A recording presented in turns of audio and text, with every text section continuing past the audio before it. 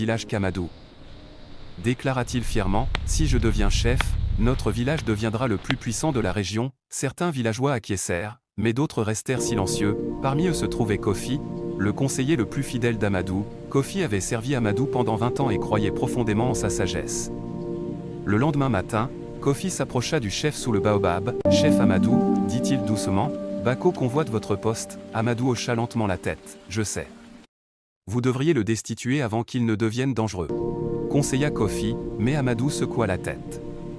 Un chef qui craint son peuple a déjà perdu son pouvoir. Quelques jours plus tard, Bako défia ouvertement le chef. Devant tout le village, il se dressa, fier et droit. « Je te défie pour le pouvoir » annonça-t-il. Un murmure d'étonnement parcourut la foule. Cela faisait des années que personne n'avait osé défier un chef.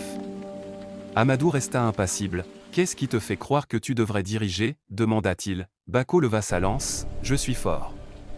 Je peux protéger le village des ennemis. » Les villageois murmurèrent. Alors Amadou lui posa une question simple. « Si deux frères se disputent une terre, comment décideras-tu qui a raison » Bako hésita. « Je partagerai la terre équitablement. » Amadou acquiesça. « Et si la terre est indivisible » Bako garda le silence. Amadou se tourna alors vers la foule. « Diriger, ce n'est pas une question de force, dit-il doucement, c'est une question de justice. » Les anciens chuchotèrent entre eux, mais Bako n'était pas prêt à abandonner. Cette nuit-là, une crise soudaine frappa le village. De fortes pluies provoquèrent le débordement de la rivière voisine.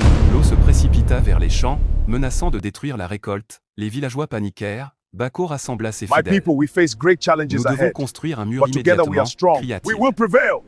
Les jeunes hommes coururent ramasser des pierres. Pendant ce temps, Amadou organisa discrètement les anciens et les paysans. Il ordonna à certains villageois de creuser des canaux pour détourner l'eau. D'autres furent envoyés déplacer les cultures sur les hauteurs. Toute la nuit, les deux plans furent mis en œuvre.